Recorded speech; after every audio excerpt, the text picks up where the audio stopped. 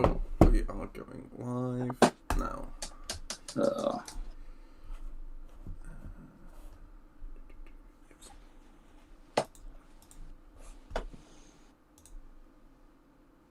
Wait, what? How are we live? Oh, okay, that was weird. Intro tune. We need an intro tune. Where's the intro tune? Where's my video gone? What?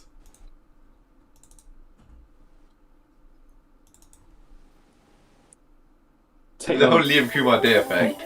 Not really happening. Nigel couldn't make it. Yeah. I rang up Mendon Hall, he said he could make it. Don't think this whole Phil, credit to the guy, he always manages to do well way out, but he is a shocking personality.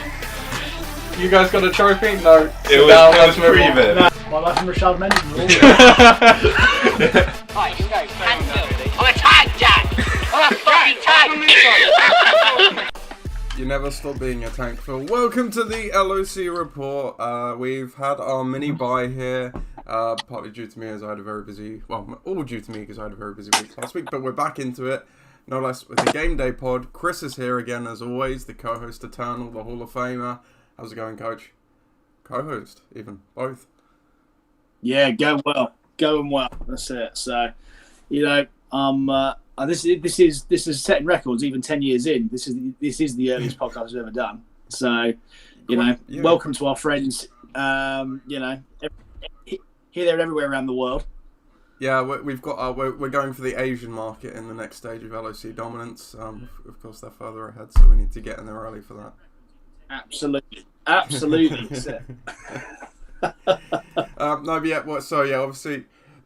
We missed last week's episode. We will go back and touch on week 4. We won't do a full-blown preview for them because obviously that would be an exceedingly long episode. We'll go back and touch on that as well as any news that happened basically from the last time we podded until now as well. So, of course, as always, we'll recap week 5 and then preview week 6. So we'll just get straight into it with the league news.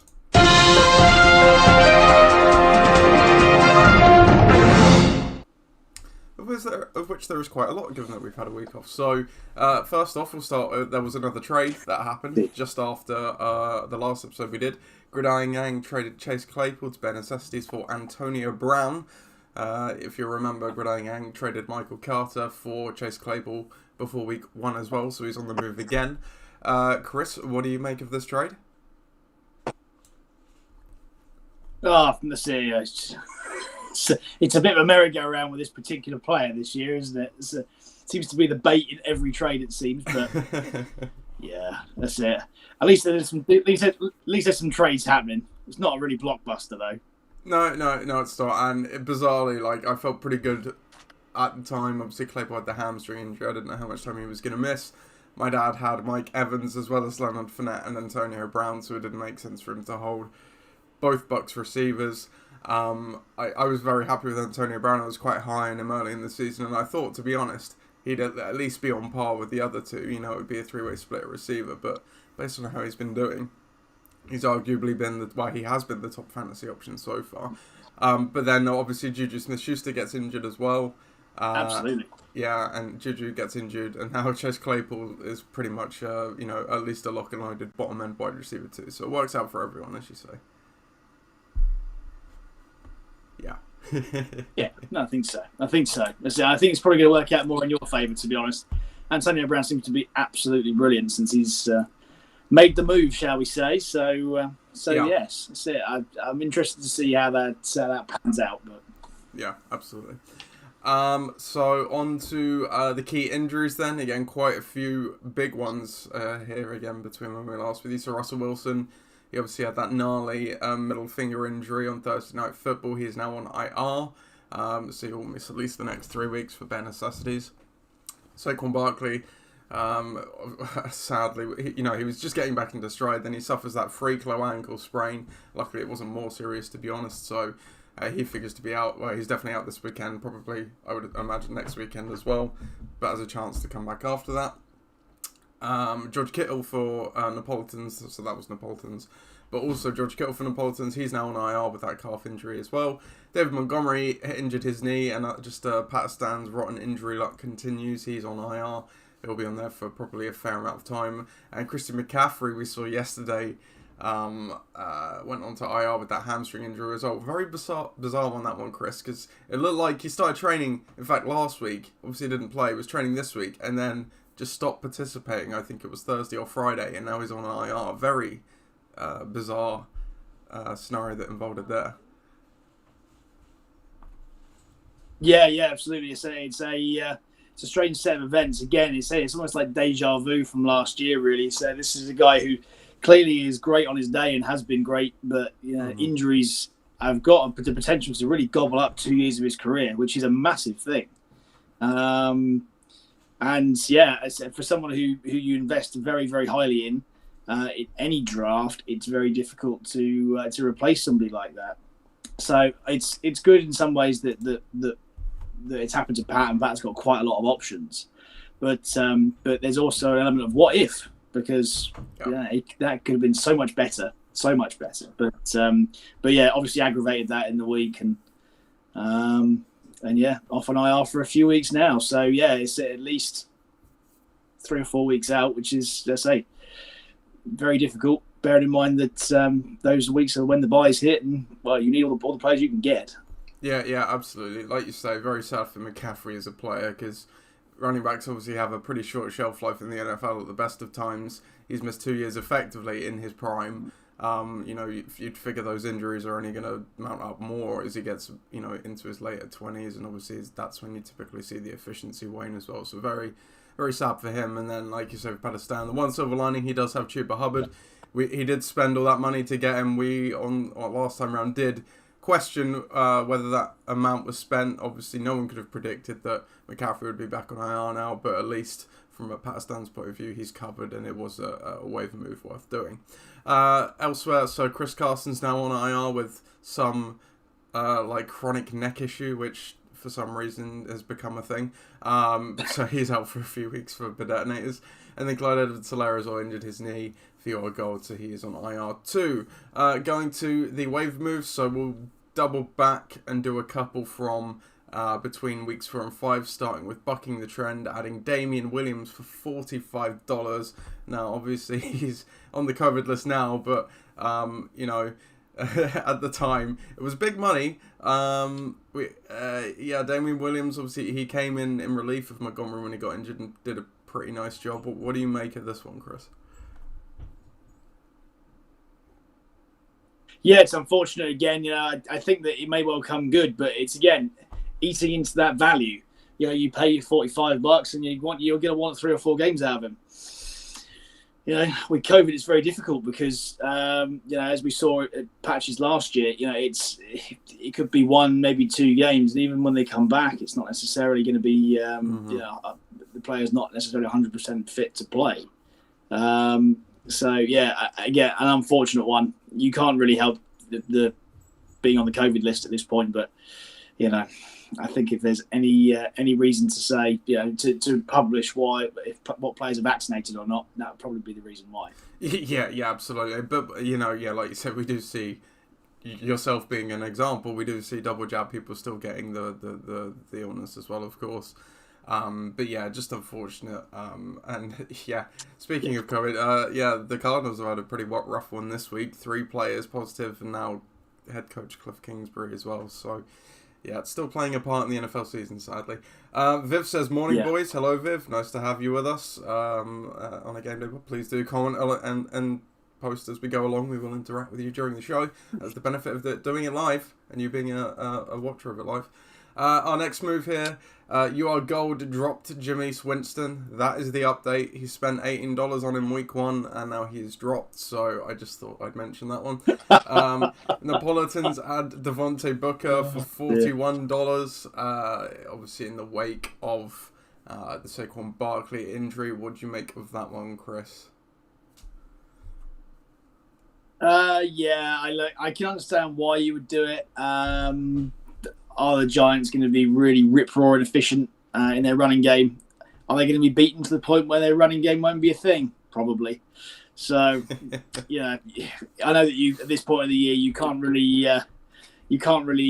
get your hands on an RB1 unless you pay for it, and that's what he's done. So, fair play, roll on the dice. You got to do it. If you're in his position, you got to try what you can. But do I think it's going to be a real team changer? No, I don't think so. Yeah, so you're right. Yeah, he came in of relief in Saquon. He actually bizarrely got 2 touchdowns in that Cowboys game, but didn't get a lot of yards per carry. Anyway, I think he's got a pretty tough 2 matchups in terms of running. He's got the Rams this week. I can't remember who they've got this next week after. Like you say, on a team that profiles to be playing from behind, but he does get the pass catching work. So I do question, without skipping ahead, we'll come and cover off Darrell Williams in a second. But if we're talking, $41 for Devontae Booker, 51 for Darrell Williams, I'd probably spend that extra 10 to get Darrell. And just looking at the waiver report, I don't know if this is right, but it appears that myself and Dave were the only 2 people in on Devontae Booker. I bid $5, so you could effectively say that is a $34 overbid, $35 overbid. It wouldn't like you to be cheap now, Nate. Well, I mean, if it wasn't for Dave, I would have got him. So there you go. No, actually, I would have prioritised someone else over him. So, indeed, yes.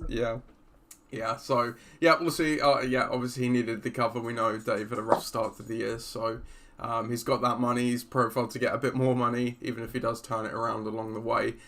So that's fine. But added they added Myles Gaskin for $21. Added this one both for intrigue in the ad and the drop, because Tom Sorrentz drafted him in, I believe, the 5th or 6th round. Clearly, he just didn't pan out. That Dolphins offense has been weird. And then Holly adds him for the London game, coming off a big week last week. So, apologies if you can hear barking and hoover noises in the background, by the way. Our next move then, the Dream Team do add Darrell Williams for $51. Obviously in the wake of the CEH injury, Darrell, this is a bizarre case where the handcuff might actually have more value than the starter, because CEH wasn't necessarily getting all of the goal line work, which Darrell Williams does profile to do, as well as leading the committee on top of that. What do you make of this ad? I mean, he did it a couple of years ago, reasonably effectively. They had the Williams duo. They had the Darrell and the Damian Williams, the duo a couple of years ago, and I think Darrell came out better of that. So I think that, again, it's the years in the offense, it works out quite well. I don't think that he's any slouch there, and in quite a dynamic offense, I think it's probably worth a go. As you say, I'd rather have somebody like that than someone like Devontae Booker, who you know that they're not going to be playing from behind all the time, and they're going to need a running game. So yeah, I think that was I'm not saying a shrewd move, but I think it was the right move to make, and the money that has been paid for him is obviously quite a lot. However, you've got to play him. If you're going to go all in on that, you can't just sit him on your bench and spend $51. I don't get that. So yeah, because otherwise, someone else in greater need probably should have had him. But hey, look, if it gets Viv over the line in some other games, in this next few weeks, then that will be an investment worth making. Sure. Just looking at the waiver reports, so it looks like there were 4 teams in on him in total. So obviously Viv winning with 51. I was the second highest bidder at 27. Ollie was third with Ollie Burdett, that is, with 16, and then Mike at the bottom there with $12. There may have been more, but it's only showing me those top 4. So, and I wonder almost if there really wanted him then, yeah. Yeah. Well, I think based on you saw Devontae Booker for 41, Damian Williams the week before for 45, Chuba Hubbard I think was 40 as well. So I guess the bar has been set for pricing, and to be fair to Viv, he hadn't spent any waiver money so far this season either. So. Viv is saying along, so he's saying, just in time to hear your thoughts about my big money splash. There you go, Viv, you've heard Chris's verdict. He says he probably won't play until next week's big bye week. It is the bye apocalypse, or bye apocalypse next week, so it makes sense. and he appreciates the hype for the number one man. Look, I think as well, we've got to remember with Viv's team, you know, rightly or wrongly, you look through the lens of the LOC history, here's a team that typically fades down the stretch. He has been a team that's been in the leading position before, and that does happen. You know, I think this is quite a shrewd move. You know, this is what we see from the best teams. They've got to make these moves early enough before the problems start coming, to you know, sustain themselves to the end of the season. And like you said, this could be one of those moves. I even wonder if Darrell Williams shows well enough, does he earn a bit more work or even seize the top role from CEH, because he's not been brilliant, CEH. And there's been some rumblings about them possibly trading for someone like Marlon Mack, because he just hasn't got the job done. So, you know, there's that element to it as well. So we shall see. Unclear. I mean, obviously he's out for 3 weeks because he's on the IR. There's some thought that, maybe he could be out longer. I've seen that the Chiefs said they put him on there just to make sure he doesn't come back too early. So it does sound like he might be back, you know, right after that. So we'll just have to see. And then our next move then was Napolitans going in for another giant, Kadarius Toney, for $28, spending a grand total of $69 on Giants this week. Also dropping Christian Kirk, you'll remember, was the big money move back in week 1. I believe that was something like $31 as well. What do you make of these moves? Yeah, I mean, it's speculative. I mean, I see a lot of money spent, and especially a lot of money spent on someone that you then drop 3 weeks later and don't really play a great deal. But hey, look, you got to get used to the rules that we play with here. Tony was great last week, and if that can continue on, then great. But there's always the nagging thing behind them that they've got quite a lot of receivers that are injured, and I know that some of them are more long term than others, but a lot of them are reasonably injury prone as well. But do I think that he's going to become the first wide receiver one straight out? Well, he's going to have to for now. But in weeks to come, is it a long-term investment? Not too sure about that. Yeah, no, I think you hit the nail on the head. A lot of the fantasy analysts were going goo goo gaga over Kadarius Toney this week, but there was a bit of a mixed feeling behind that as well. You had some absolutely banging the table for him, saying unload your waiver budget, get him, and others saying pretty much exactly what you said. It's like, well, you got to remember everyone was injured in that game, Daniel Jones included. Barkley as well went down, and Kenny Golladay left the game as well. He was pretty much the only healthy receiver there. Yes, he's absolutely earned a role for himself going forward with what he's done the last couple of weeks. They've obviously proved it to him. He's got electric speed. He's one of those guys that you just want to get the ball in his hands and let him do what he does. But yeah, you're absolutely right. When the rest of the offense does come back, Barkley, Shepard should be back this week. I don't know what Slayton's doing. He probably moves ahead of him in the depth chart, but Golladay's obviously still going to be in there as their big money free agent signing. Evan Ingram is back as well now, don't forget. So it was a very tough one to gauge. Just looking at the money spent, so I was the next highest bidder on this one with $16. And then Ollie Burdett was there behind in the last place with $4 as well. So again, a bit of an overspend when you look in hindsight, but with the blind bidding, it is tough obviously to determine. So we'll see how it goes. So that is it for the bumper news edition this episode. The only other bit of note, no one on the trade block that I've been informed of anyway, but the trade deadline is November the 12th. I haven't been mentioning that in recent seasons, so I'll make sure to mention it this time around so you know when it is. We'll go back and look at a bit of week 4 now.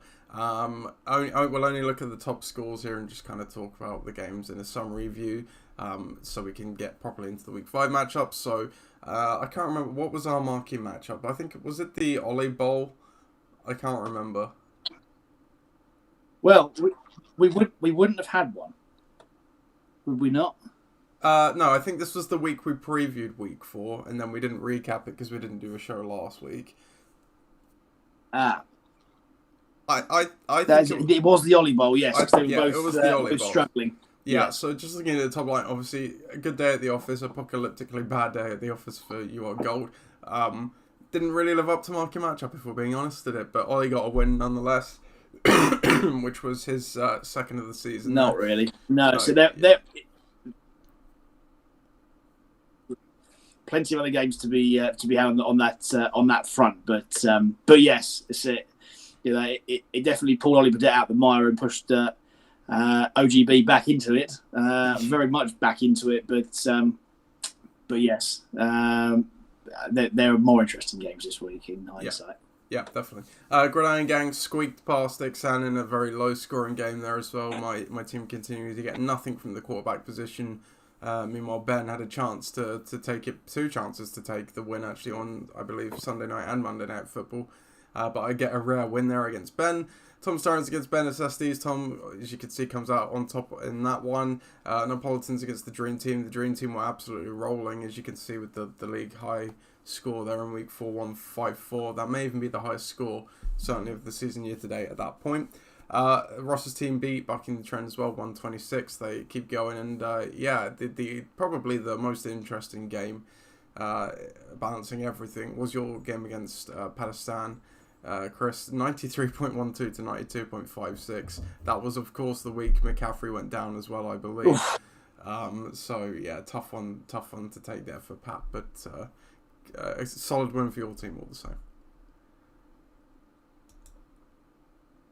Yes, one way kick in the fourth quarter of a game. Always like to see that. Indeed. Right then, so yeah, we will properly get on to the week 5 matchups now then. So, as you just said, we wouldn't have had a marquee matchup last week. We would have had to choose from the Hutamaki Bowl, Benessestis against the Great Dream Team, 2 teams that started out pretty well. Pakistan against Ross's team, that's got some pop to it too. But then it is against Bucking the Trend there. The Friendship Bowl and Forge Flyers against Ixan, and then the Winchester Bowl with Your Gold against Tom's Tyrants. I think we probably would have taken the Friendship Bowl as the marquee matchup had we had the choice there. So let's start with that. Right, yeah, let's start with that then, and do the recap, starting with Forge Flyers against Ixan. Forge Flyers took on Ixan in the Friendship Bowl in week 5 of the LOC season. Forge Flyers were out to a 3-1 lead. Meanwhile, Ixan coming fresh off a loss, sitting at 2-2. Forge Flyers would extend their win streak to 4 games now, only losing week 1 with a 117 to 92 point victory, dropping Ixan to 2-3.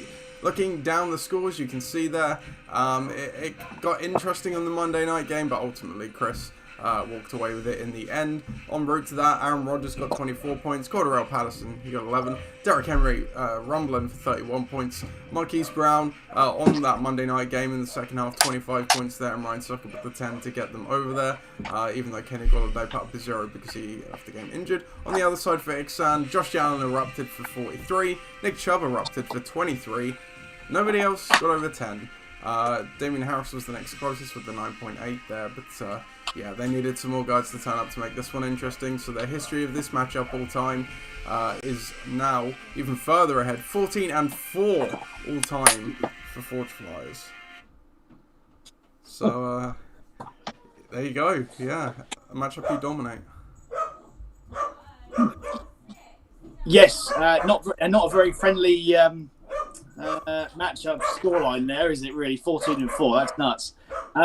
Yeah, it was reasonably close for a while, and then it wasn't reasonably close on the Monday night game because yes, Marquise Brown took it away from Ben, and you know, there were times where I thought, wow, this is going to be a bit closer than I intended. You know, obviously we got it scoring nothing, but again, it's down to those skill positions and. You know, it helps every week to have a guy like Derrick Henry who puts up quarterback scores. Whilst on the other side, Ben, you know, 3 of his players didn't combine for anything really of any worth. So, and if not for Josh Allen, it would have been significantly less. So, yeah, it's a shame really. You know, that he just hasn't got the supporting cast to back up what is a quite exciting top 2 on Ben's team, whilst for me, you know, I've got a bit of depth there. Cordarrelle Patterson being picked up for $5. I mean, come on, that is value of the season so far on the waivers. And I think that now with Carson going down, he will become a bit more of an integral part of the you know the core players that want to play each week. But those receivers, I'm super surprised with. You know, Cup and particularly Marquise Brown, where picked him up. It's been been a really good return so far. So yeah, Yeah. super happy. Getting another plus 100-point game, including carried a player. And yeah, keep it on. Yeah, indeed, certainly. Yeah, he did it without Joe Mixon as well in that week as well. So without two of your top draft picks. He looked to Ben's bench. Look, he had issues with the supporting cast: Marvin Jones, Brandon Cooks, and T. Higgins. There was some meat on the bone though. Mark Andrews, he's been out of form, so you can't really criticise him too much. He got 31. Josh Jacobs again coming back off the injury with 13. That wouldn't have made the difference in this one, but yeah, as you say, Ben definitely needs some contribution elsewhere other than Josh Allen and Nick Chubb there. So on to the next game then. It was your gold against Tom's Tyrants. The Winchester Bowl pitted two teams looking to get properly on their feet in week 5 as they were both sitting at 2-2. Sorry, your gold was sitting at 1-3 entering this one, and Tom's Tyrants was sitting at 2-2. Your gold took it in a pretty reasonably scoring affair. It was a close one, 86 to 83 points overall. Looking down the lineups, you are gold. Got absolutely nothing from the quarterback position last week. Only 5 points from Daniel Jones. He did go down with that concussion, but that was fairly late on in the game. So he wasn't doing much anyway until that point. But it didn't matter because CD Lamb got 15 points. Mike Williams is cemented his status as probably draft pick of the year so far, at least, with 29 points.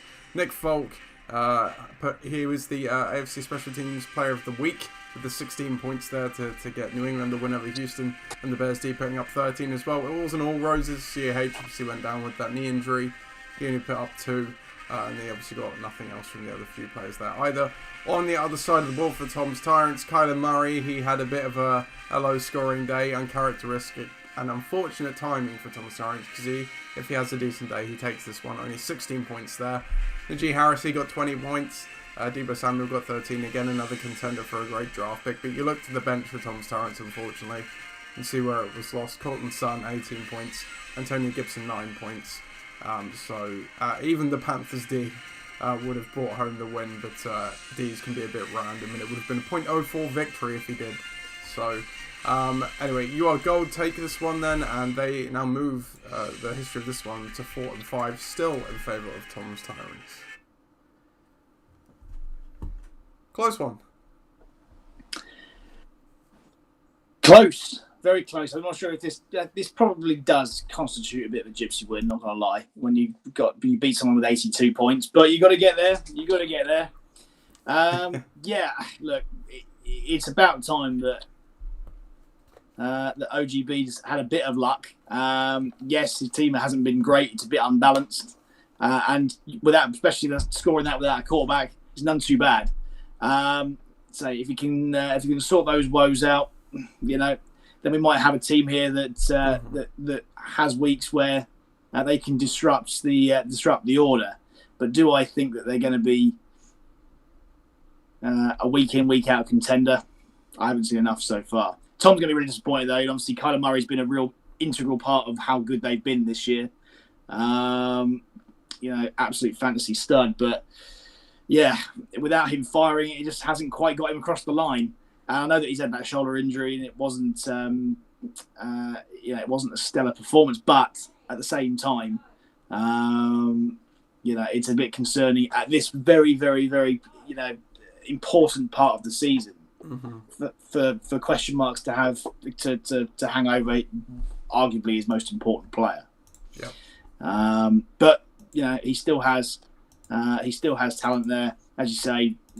Having a guy like Gibson on the bench is a useful one to have.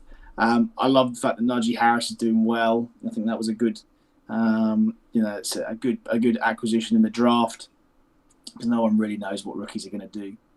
So they'll have better weeks, but largely hinged on the health and performance of Kyler Murray. Yeah, absolutely. Like you say. What you did about UR Gold, that really it shouldn't have been a close victory for UR Gold because the quarterback got absolutely nothing for them. It should have been a fairly comfortable win.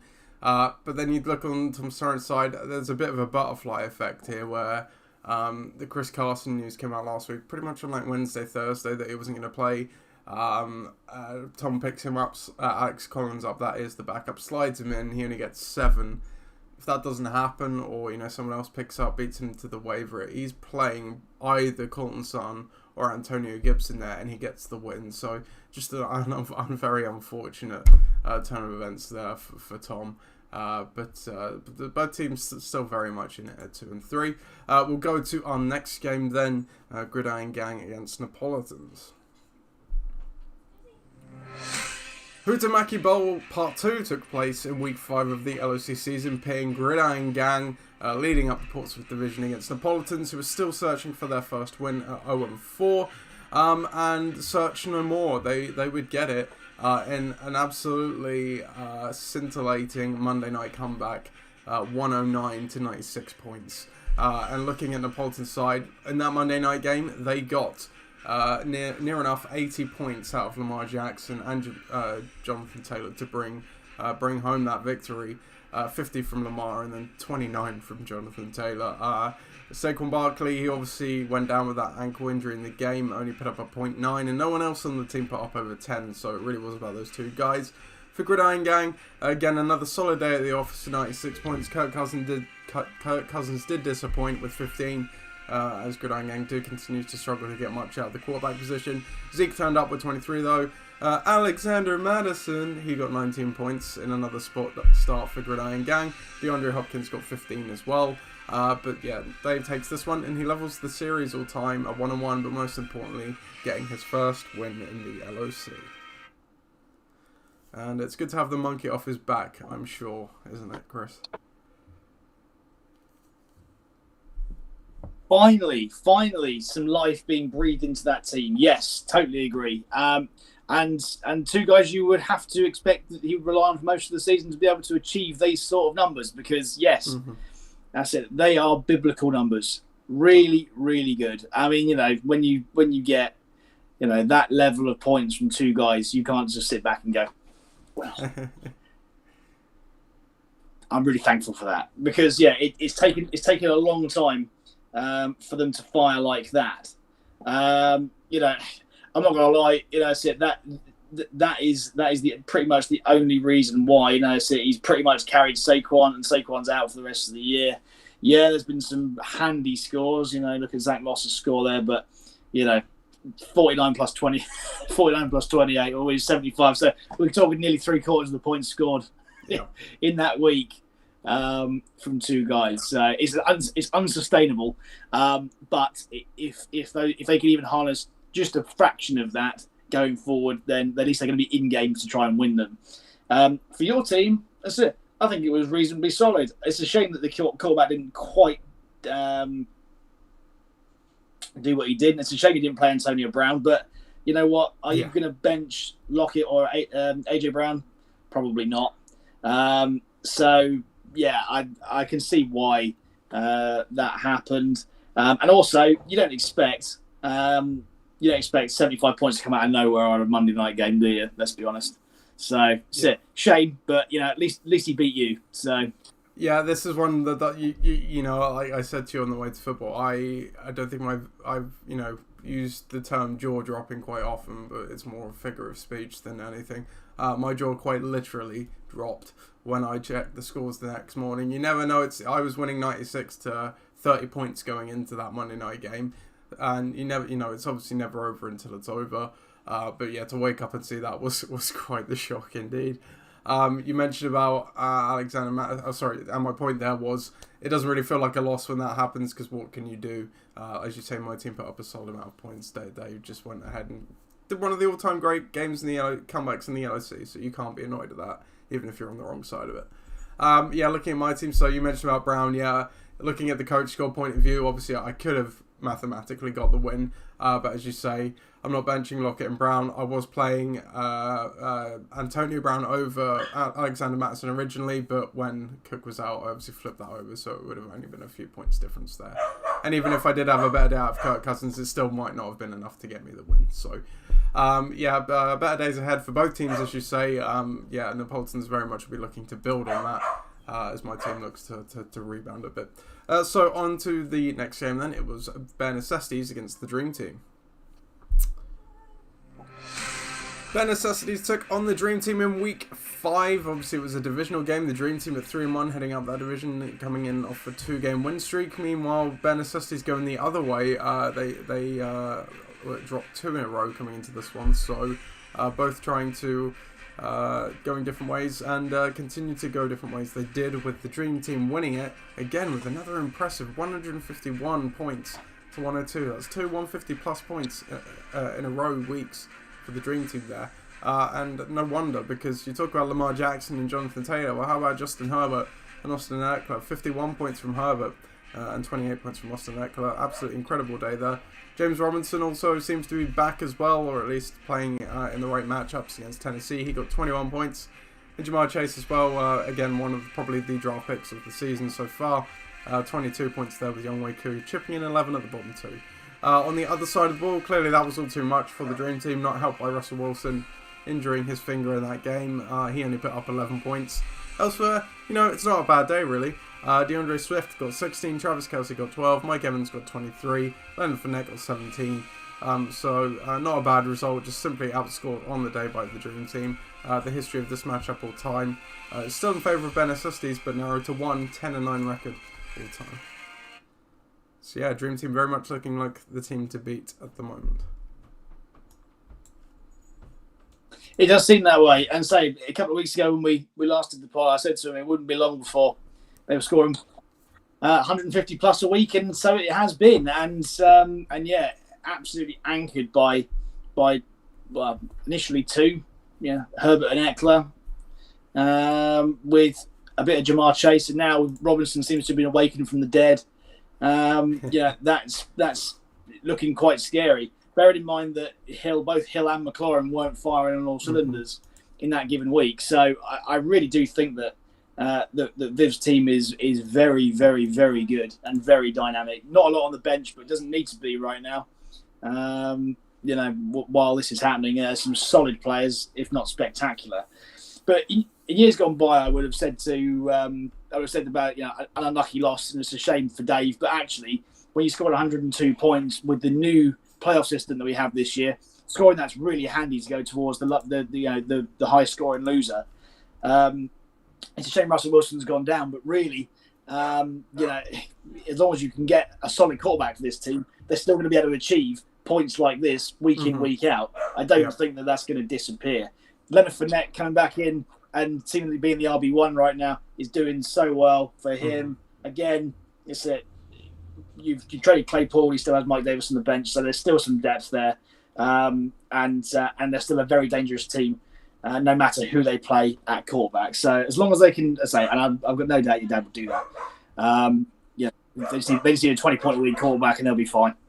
Yeah, you're absolutely right. And the point you hit on there, most scarily, the Dream Team putting up 151 there with Tyreek Hill and Terry McLaurin being 2 of the lowest scorers on the team on the day.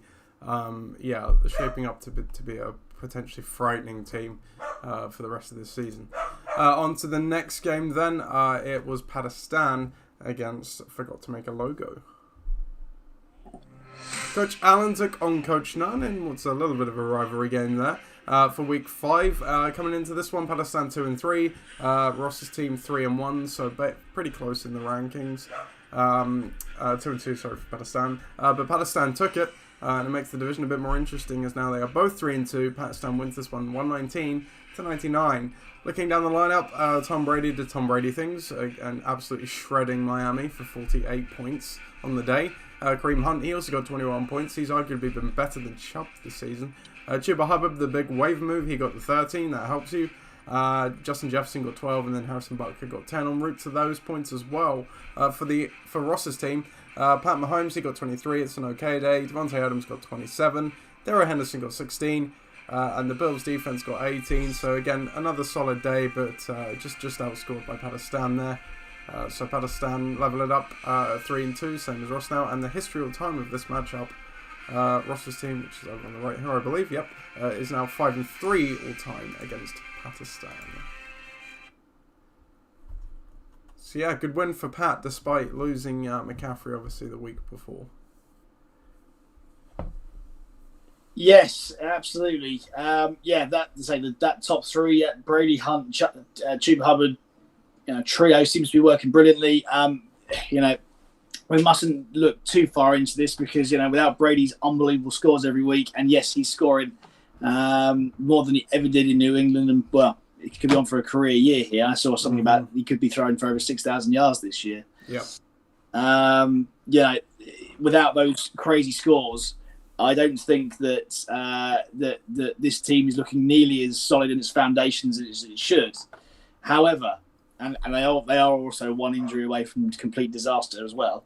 But for as long as this team manages to stick together, I think they're going to be dangerous.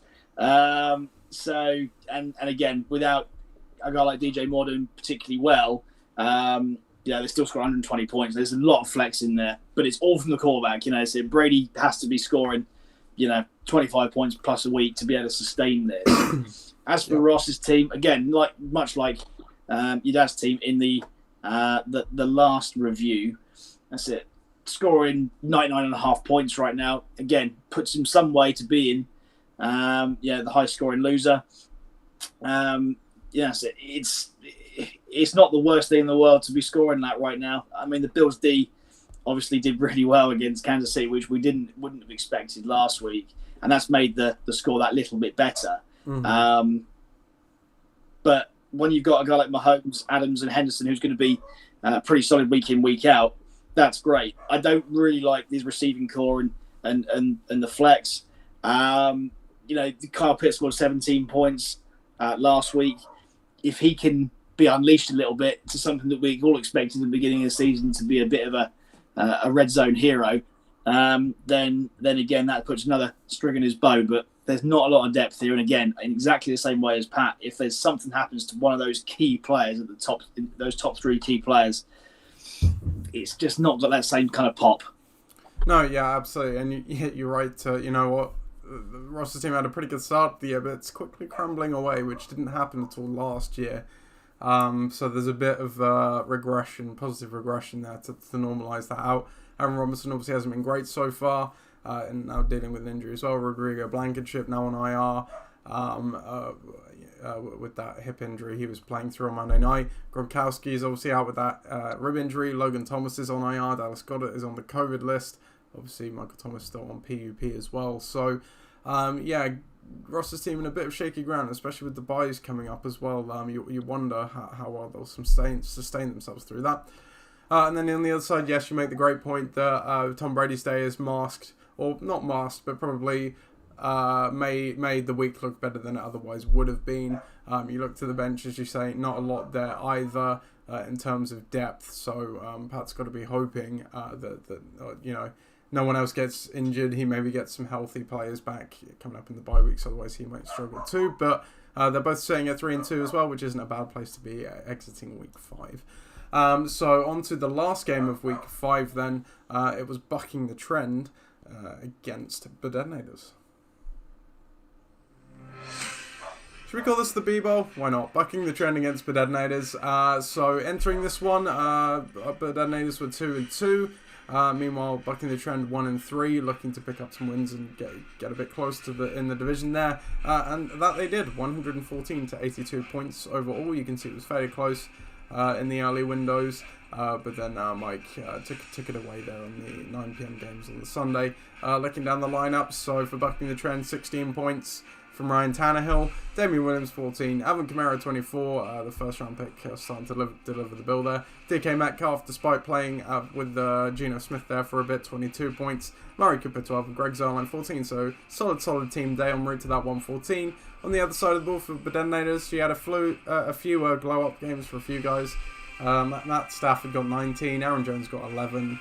Deontay Johnson got 13, Emmanuel Sanders got 17, the Vikings D got 13, but behind that, absolutely nothing from the rest of the team, so that's what let them down on the day, really. So bucking the trend take this one. Both teams at 2-3 now in the history of this matchup all the time, but Detonators are now 2-2, so bucking the trend leveled the series with that win. Good day for Mike's team. Obviously hasn't had the best of starts, but sitting at 2-3. Only one game behind in the division, they'll take that, I think. Absolutely right. Yeah, couldn't be better for Mike this week. It's a real bounce back kind performance. And you look down that list, and there's solid numbers everywhere. Yes, Tannehill's numbers aren't great, but if you flip that with Kamara's, then you get to a solid score and something that you might see every week.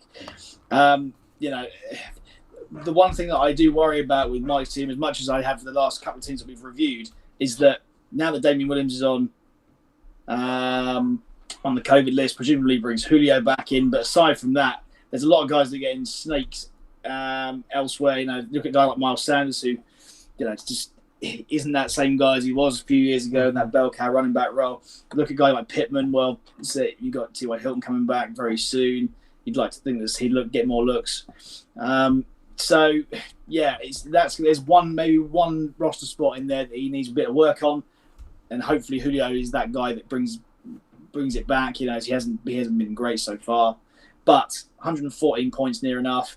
Is better than what he's had for the last few. And as I say, one game behind in a division that's easy to scrap away in this year. Should be all right. As for Ollie Badette's team,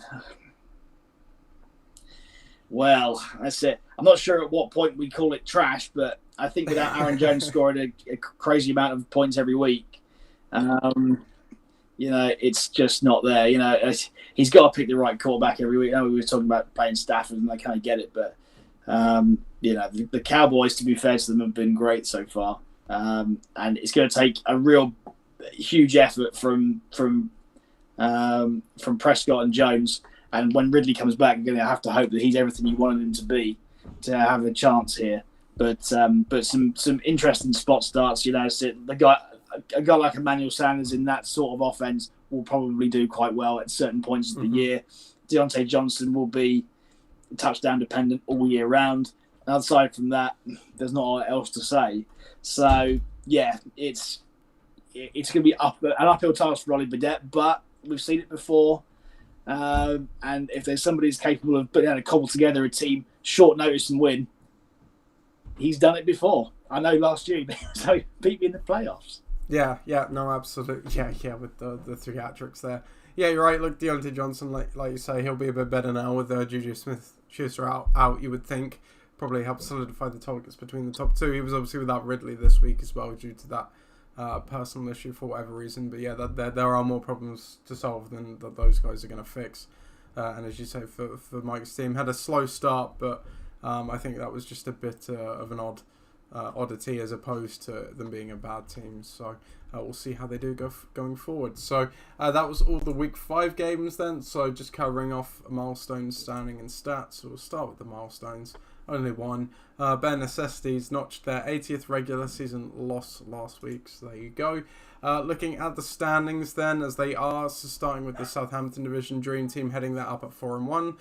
Closely followed by Pakistan and Ross's team, both at 3-2, although quite behind, about 60 points behind on points. And then Bare Necessities there at the bottom at 2-3. In the Portsmouth Division, that Monday night comeback stopped Gridiron Gang from extending their lead in the division to 2 games. They sit at 3-2, leading it up, followed by Bedennators and bucking the trend, both at 2-3. And then Napolitans there at the bottom with their first win at 1-4. And then the Winchester Division, Fudge Flyers sitting on top of that one, 4-1. They do have a 2-game lead over the rest of the division, who are all 2-3.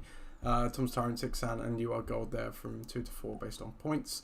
Looking at the breakdown, Pakistan, despite the injury woes, still the team to beat here. Had a 10-1 week last week. So that they will look to go ahead 44-11 over all the season. The Dream Team closely following them though, quietly. 2-11-0 weeks in a row and a 10-1 before that. So other than as you can see week 2 there where they were 1-10, they've been really solid so far. Ross's team as well, a little bit off the pace there at 38-17, and really the gap between them and 5th isn't too great at 33-22. And then you look down towards the bottom of the table, You Are Gold at 10-45. Bucking the trend at 14-41. So some of these teams here, with a couple of wins, perhaps somewhat lucky to do so with the coach, with the breakdown there. Looking at coach scores, so Pakistan rises to the top of this one. So obviously getting the wins and not leaving as many points on the bench as others. Although it's 53 through 5 weeks. Ross's team there second at 61. Yours 62, Chris. Mine's 63. My dad's 64. So we're all leaving some points on the bench, but none of those teams really badly doing so. You are gold at the bottom with 99, and Ixan there with 98 as well. So they are leaving the most points on the bench. Both of them had near enough 40-30 points left on the bench there in week 5 alone. Combine that all together and you get the true rankings. Pakistan sitting at the top. Forge Flyers there at second. Ross's team in third. The Dream Team in fourth. Ben Assesses are in fifth. My team in sixth. And then obviously the usual suspects there down at the bottom. So that is everything from us saying his stats. We will now mosey on over to Debate Corner. Let me just see where John Burkout is. John, are you there? Oh, there he is. Order.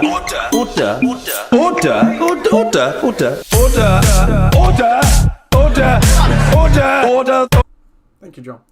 So, for Debate Corner this week, it's a bit more of a fun one. Will we see a changed team name at all during this LOC season? And or logo? Not from me, you won't. I mean from anyone. But yeah. Ross has got to find himself a team name and a logo. Yeah, forgot to make a logo. He really does. Ross yeah. got to find himself a team name and a logo because, that's going to be the only one, I think. I think everybody else's is pretty set, but Ross's, his team name sucks and his logo sucks. So let's get that sorted out right now. Yeah, from a coach that historically has one of the funniest team names and stuff. So, yeah. Very helpful. So, quick Debate Corner there. It has to happen. It has to happen. I think it should be league mandated, to be honest. League. Yeah, it's it. Point deductions if he doesn't. He can't go through the whole season without someone having. Yeah, exactly that. It's it. No logo and team name. Well, it's it equals very bad. So it's bad form. At least have something. Even if it's not creative, just have something that trolls somebody. True. Yeah, very true. Yeah, he's got the Southampton Narwhals. He could just roll that back in there. He's got the logo for that still kicking around. Come on, Ross. That's fine. That's it. Anything but forgot to make a logo, man. That's just not creative. So we'll get on to I should say power rankings. I'm sure they'll drop at some point today, as Tom is making that a Sunday edition, which is absolutely fine. So keep an eye out for those. So we'll just go on to the Week 6 preview. So we have some interesting games on the slate for Week 6. We are staying in the division again this week, so a lot to play for in terms of standings and teams going ahead or maybe falling behind or making it interesting. So we have Gridiron Gang against Bedenators, which is a London Bowl, as we'll both be there today. We have Ross's team, forgot to make a logo, against Bare Necessities. Pakistan against the Dream Team. Bucking the Trend against Neapolitans. Forge Flyers against Tom's Tyrants, so a little founding team bowl there. And we also have Ixan against You Are Gold. What way are we going to pivot for the marquee matchup here this week, Chris? I'm going to go for I'm going for power. Now the power rankings are coming out. I'm expecting these two teams to be near the top. So, Pakistan and the Dream Team, please, Nath. Okay, so Pakistan versus the Dream Team in a powerhouse Southampton division matchup is your marquee matchup of the week. Here we go.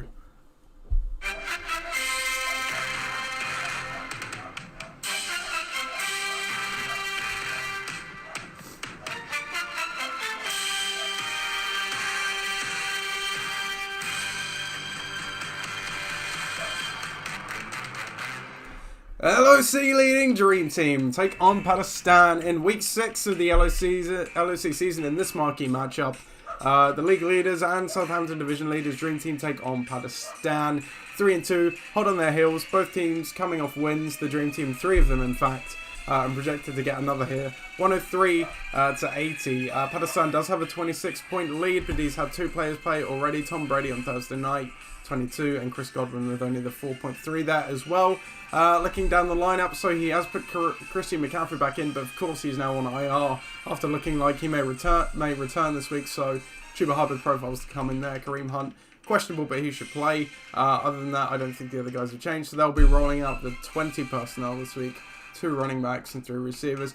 On the other side of the ball for the Dream Team, so a very strong lineup still. I don't believe they are changed. They have a couple of injuries to worry about with Tyreek Hill, who's questionable, but he should play. Terry McLaurin popped up on Friday there with a DMP due to a hamstring, but by all accounts it just sounds like they were being cautious and it was just some tightness, so he should play hopefully too.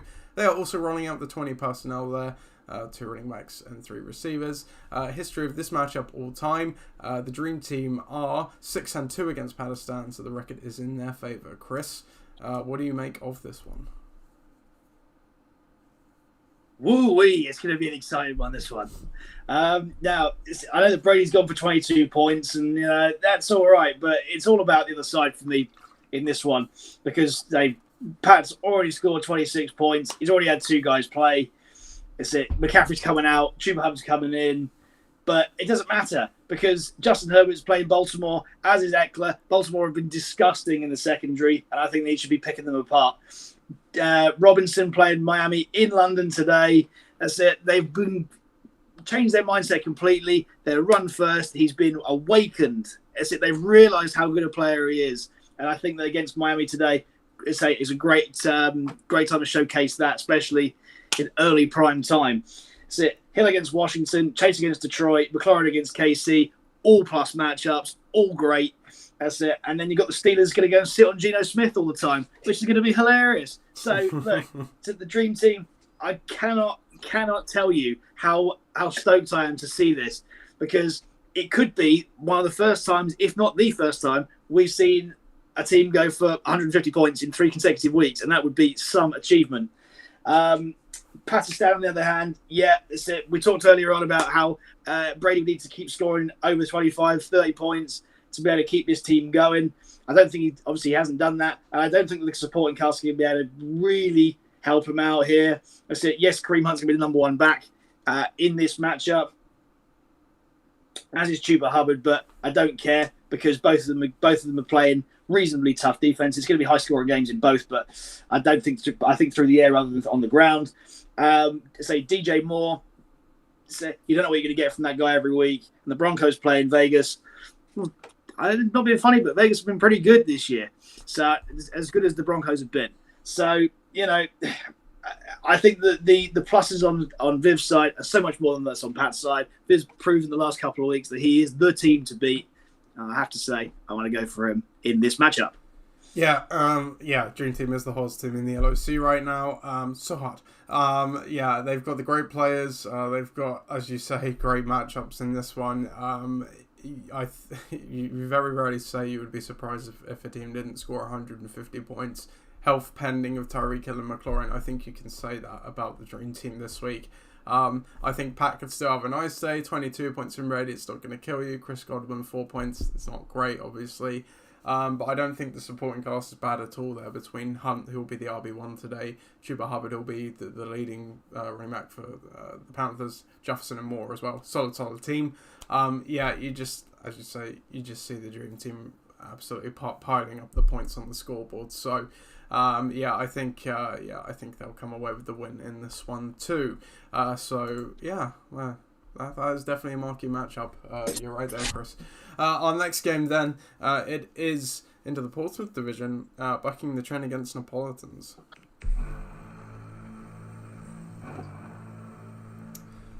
Neapolitans, fresh off their first win in the LOC, looking to keep that going against bucking the trend, who just picked up a win last week. Also projected to be a fairly low score at the moment, 83-71. There's got to be something on bucking the trend side of the ball. Maybe Tagovailoa isn't projected, because that is a bizarrely low projection. Tagovailoa does come in against Jacksonville in favour of Ryan Tannehill. Elsewhere, Josh Gordon comes into the lineup as Christie Mccaffrey is on a bye. Michael Pittman comes in as well for Damian Williams, who's obviously on the COVID list. Mike, you can put Damian Williams there on the COVID list. It's fine.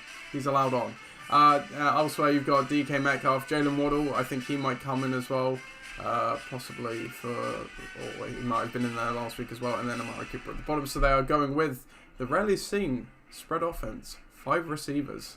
this week for Mike's team. On the other side of the ball for Neapolitans, Devontae Booker comes in for the injured Saquon Barkley. Kadarius Toney also comes into the lineup in favour of probably Brandon Ayuk, who is now on a bye.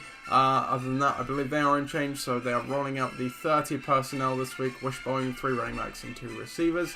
I don't believe these teams have played each other before, so all to play for the first win here. Chris, take it away. Oh, just before we give it to you, Chris, injuries. Tagovailoa activated off IR with the rib injury that he suffered a few weeks ago. He will play. Kadarius Toney questionable with that ankle heel thing.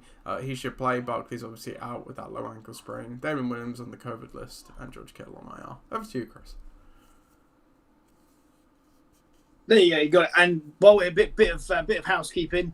In the last one, I only noticed as we were flicking over from this one to the last one, but Pat has 2 players in the reserve spot. Oh, what with traditional IR, not COVID? Oh, he does indeed. Naughty Pat. No, exactly that. One's PUP and one's IR. So get rid of one of them, otherwise you're gonna get some doctor points. Deduction. Yeah, that's a point deduction. Yep. But anyway, back to this one. Yes.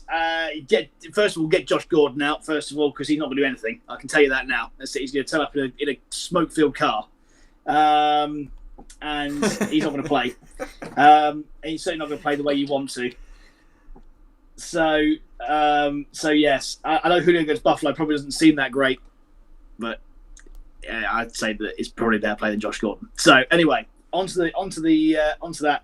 And look, you can see why the scores are so low. He's going to have to hope that, first of all, Geno Smith throws to Metcalf all the time, that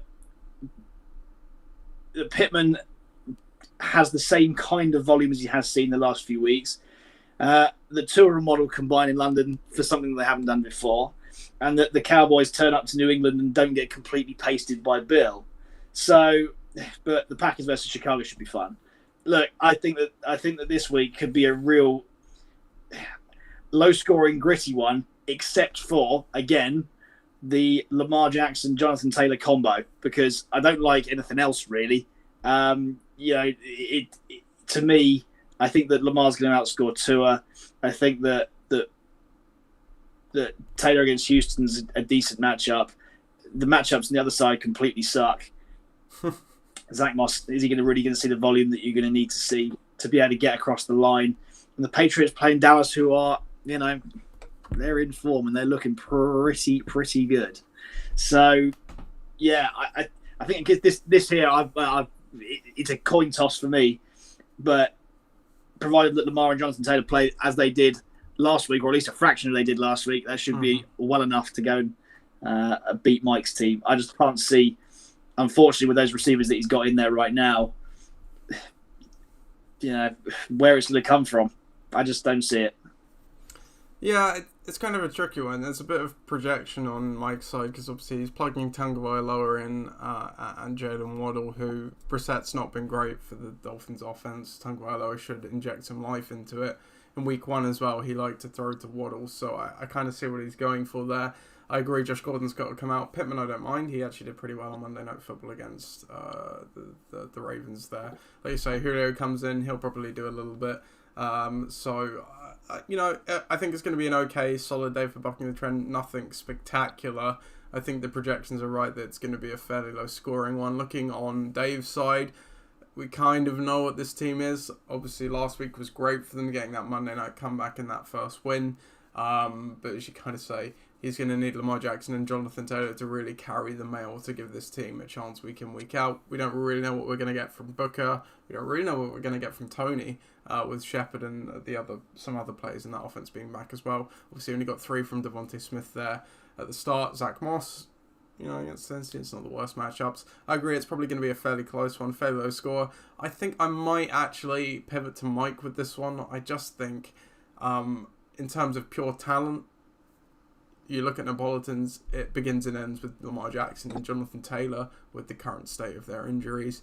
For Mike's team, there's just a bit more talent there between Metcalf, Cooper, if they bring Jones in, and then the other guys there are solid as well. So I'm going to go with them. But yeah, should be an interesting one. If Dave can pick up the win, that does make the Portsmouth division awfully interesting as well. Moving on to our next game then, we have Forge Flyers against Tom's Tyrants.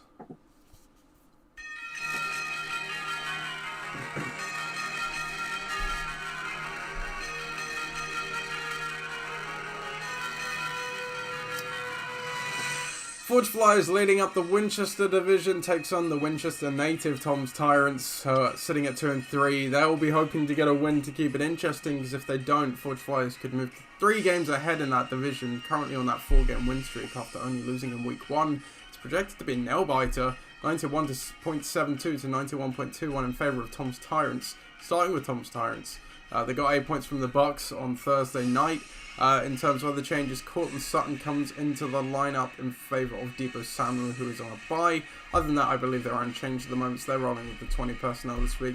Gibson there with a questionable, he's had a shooting problem, but he should play. Forge Flyers, Joe Mixon comes back into the lineup. AJ Green comes into the lineup as well, I believe for Cordarrelle Patterson and Kenny Golladay. Joe Mixon questionable there. Yep, I pay attention, Chris. Thank you for the nod of approval. Joe Mixon coming back as well from his injury without any P. Ryan. He should be resuming his bell cow role. 4 points there from Ryan Suckup on Thursday Night Football too. So still very much all to play for here. Forge Flyers all time are 5-8 against Tom's Tyrants. Chris, take it away.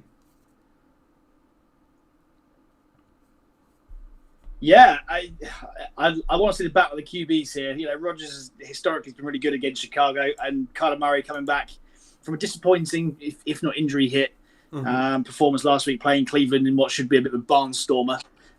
So yeah, I like the prospect of that. I like the prospect of the receivers as well. You know, Cup and Marquise Brown have both been really good, albeit in tough matchups against Keenan Allen and Sutton, both in reasonably soft ones. So yeah, I expect to see some fireworks go off there. Henry and Mixon, both bell cows versus Gibson and Harris. Again, we can say much the same about them. And then a bit of a flyer, really. Yes, Ruggs and AJ Green. AJ Green's really in there as a bit of a tactical play. Seen as Kyler Murray as the QB on the other side. And yeah, so it's special. And I've got to play the Cowboys D in New England this week, and well, as we know, that's it. Aside from the running game, New England are a bit toothless this year in any other department. So yeah, you know, I'm really excited about this game because I think that there's a lot of similarities in the two lineups. But I do think though that I'm going to go for my team, obviously. But, you know, Henry and Mixon have been, particularly Henry, has been great this year, and say Tennessee haven't really got that many other options right now aside to go through him. Mixon should see lots and lots of volume against Detroit as well, which I'm really excited to see. And yeah, but aside from that, it's gonna be a real hand-to-hand scrap, I think, and I think the projections are going to be reasonably accurate because yeah, it's it for all the talent that Cup and Brown have got. The matchups probably reduce that a little bit, whilst Allen and Sutton should see a lot of looks in that. So yeah, and especially with Justin Herbert at the moment, you know, Keenan Allen, you can never write him off.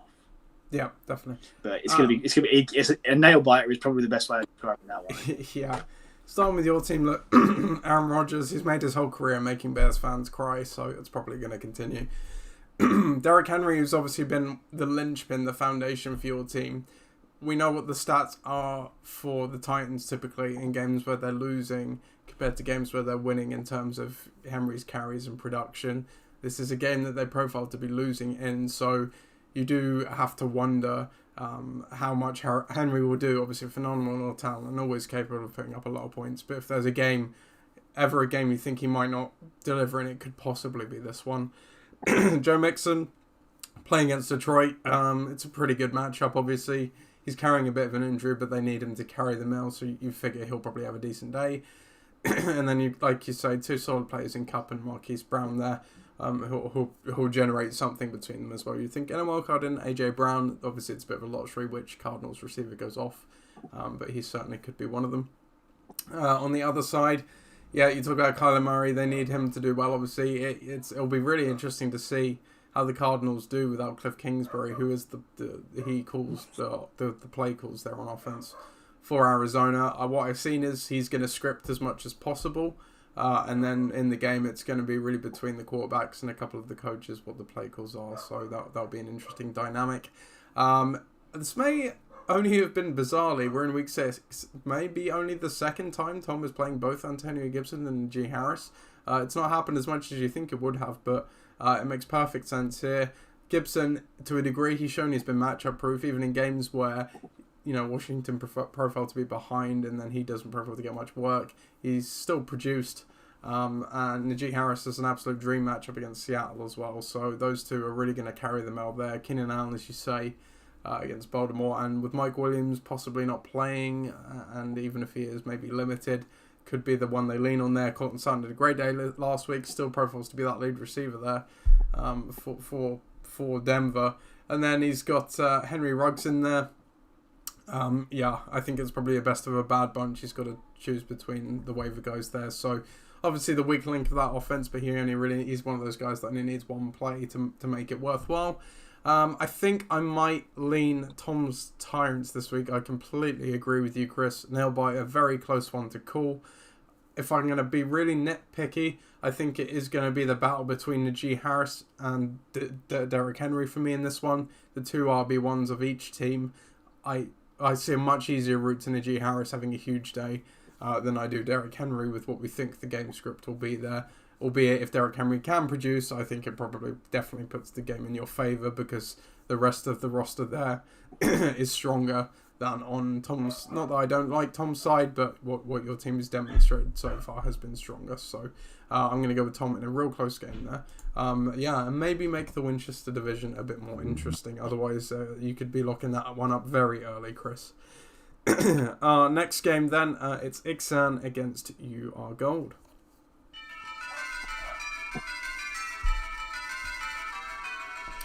2, 2, and 3 teams, the other two residents of the Winchester division looking to keep up as well. And Ixan and You Are Gold projected for You Are Gold to keep up 86 to 82. Looking down the lineup, so for You Are Gold, Dalvin Cook comes back into the lineup as he should play. Hunter Renfrow straight into the lineup from the waiver wire, dropping TJ Hawkinson to the bench, and I think they may have dropped the other player they were playing last week. So they are rolling with the 10 personnel, 1 running back and 4 receivers this week, so quite a spread offense. Mike Williams obviously questionable with the knee injury. He's going to be a game time decision. Nick felt questionable as well, but he should play. On the other side of the ball, so for Ixan, obviously they've got Nick Chubb in the lineup at the moment. He has been declared out with the calf injury, so probably Josh Jacobs, I would guess, comes in there for him, so running back for running back. Elsewhere, other changes, Mark Andrews comes in for Damian Harris. He's questionable with a rib injury as well. I think he plays too. So at the moment, and yeah, presumably when Jacobs comes in, Ixan running out the 11 personnel. 1 running back, 1 tight end, 3 receivers there. History of this matchup all time, Ixan are... where is it? They are 3... it's a tied series, so they're 3-3 all time. So playing for a lead in the series here too. Big game for both teams here, I think, Chris. Huge. This is a big turning point for both of these teams because I think at 2 and 3, especially in the divisions that they're in, both of them need a win to be able to carry on here. Mm-hmm. It really does help for You Are Gold that they've got Cook back this week. So they've missed that sort of, big scoring player or potentially big scoring player in that team. But the question marks still exist. Baker against Arizona is a difficult matchup for him. Although it does profile to be a high scoring game. I don't know. There's still something about him that I don't really like in there. Mike Williams has been great all year. I think that should be good. Renfro's a bit of a head scratcher for me. Yeah, he's all right in the PPR, but is he going to be all right in Denver? I'm not too sure about that one, to be honest. CeeDee Lamb is very hot and cold all year, and Thielen needs a touchdown to work.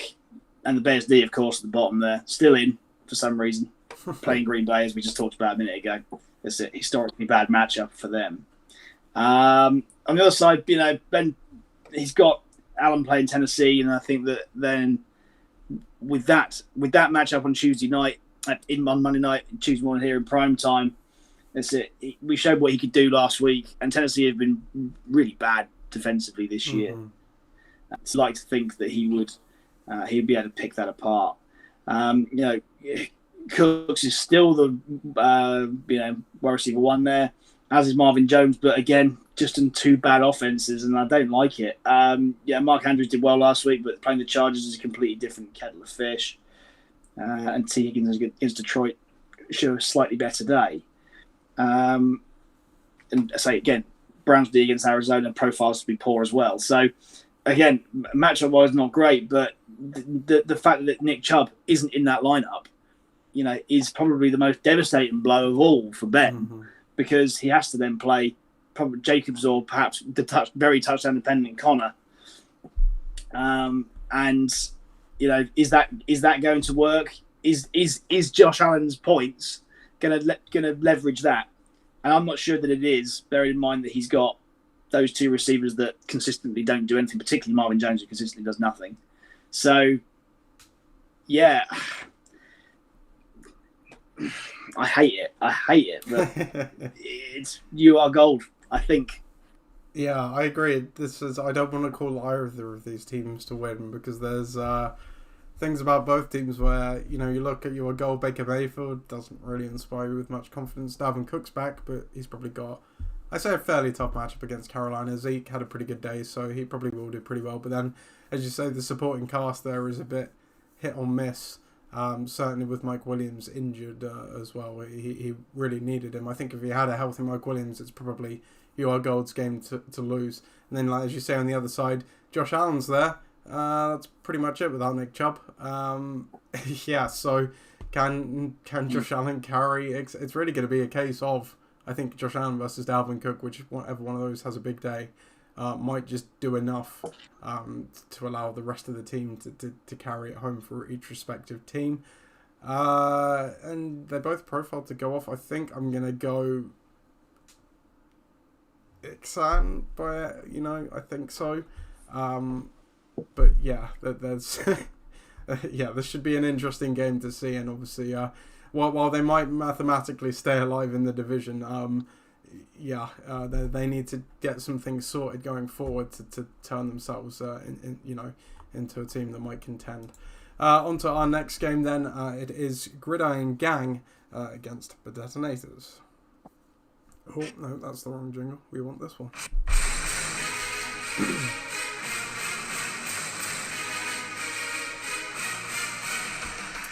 It's a London Bowl. It's a founding team bowl. Gridiron Gang take on the Detonators, and in this Portsmouth matchup, the Detonators will be looking to perhaps leapfrog Gridiron Gang with a win if they get enough points and seize the division. Gridiron Gang obviously looking to stay ahead in the division as well. Both teams coming off a loss. It's projected to go the Detonators' favour at the moment, 93 to 90. Gridiron Gang have a 15-point lead currently from Antonio Brown, who played on Thursday night. Taylor Heineke comes into the lineup in the next edition of Who's the Starting Quarterback of Gridiron Gang. Elsewhere, Robert Woods comes into the lineup as well for, I can't even remember who, Tyler Lockett. Elliott's questionable there with a rib injury, but he should play after falling on the pylon, which was interesting. But on the Detonators side of the ball, Miles Gaskin comes from the waiver to the starting lineup, as does Khalil Herbert, with Damian Williams obviously on the COVID list. Jacoby Myers goes to the bench there, as does Chase Edmonds. So Gridiron Gang rolling with the 10 personnel this week, 1 running back, 4 receivers, and Detonators going wishbone, 30 personnel, 3 running backs, 2 wide receivers. History of this matchup all time. The Detonators are 10-4 against Gridiron Gang. Chris, will the Detonators catch up in the division? Yes, I think they will. They've got the strongest team they've had for some time. They're playing those 3 backs, all RB1s. And I think that you've got the likes of Stafford, Sanders, and Johnson, who are all in, reasonable matchup. I would say that particularly Sanders and Johnson are in none too bad a matchup this week. The Colts have got a good one, and their kicker's kicking in a dome, albeit he did miss many field goals last week, as we all know. Yeah, your skill positions no doubt are better. I mean, say you wouldn't have passed Hopkins, Elliott, Woods, and AJ Brown, but I think, as you say about Tennessee, is that they haven't been great through the air this year, and playing Buffalo's stout defense, it's going to be difficult. Woods, you don't know what kind of Woods you're going to get week in, week out. But also, it does help. It does help and hinder, I suppose, is that for all the touchdowns that he may score, Stafford's on the other side. Zeke he's done better of late, but the nagging thought of Tony Pollard being in there is something I just can't quite get my head around. Hopkins has problems with either Murray's shoulder or Kingsbury not being there, or both. But if he's firing, he's firing big in this matchup. And Heineke, well, that's it. It is a dice roll. There is no doubt about that. But the Bengals versus Detroit at the bottom should be good. So yeah, I like the established nature of Ollie's team. The 15 points that Antonio Brown has given you already will obviously help. And again, it could be a close one, but I think that quarterback is obviously the thing in this matchup that's the main difference maker, regardless if he plays Stafford or he plays Dak. And after that, it's difficult to really predict those running backs. Gaskin and Herbert. Herbert's a complete, obviously, non-entity or an unknown entity in the same game. But I think he's got a chance. I do think he's got a chance. And albeit a slim chance, but one that I'm happy to take by a 5-point margin, let's say, because I think that's probably where it's going to be. It's going to be another close one. Yeah, I think so. I think it really hinges on if I get something from the quarterback position, which I haven't done so far. That probably tips it in my favour because, as you say, from a talent point of view, I don't think there's any question my team has more talent from top to bottom. But I think in this particular week, I mean, if you told Ollie in the preseason he'd be playing Myles Gaskin, Emmanuel Sanders, and Khalil Herbert, he'd be thinking, what on earth has gone wrong? But I think in this particular week, it actually kind of works. Gaskin has a good matchup against the Jags, and obviously coming off a big week there. Sanders against a Tennessee D that's just been abused. And then Khalil Herbert, he's going to get the volume you would think. And I think the Packers D-line is a bit banged up. So I think I'm going to lean Bed-Ednators as well. Like you say, my team has really sustained on the skill positions this far. They don't all seem to fire on one week, but if one fails, another kind of picks up the slack. That's kind of been the motto so far. It's just been that back play that's missing. Taylor Heineke's in at the moment. As you say, a dice roll. Casey have hemorrhaged points to opposing quarterbacks, but if McLaurin doesn't play, or if he's out there as a decoy, that would possibly be even worse. But if he doesn't play, that's obviously going to force me probably to look elsewhere. So, but yeah, I'll stick with the projection and go with Bed-Ednators there on that one then. And our last game of the week then, so we have forgot to make a logo against Bare Necessities.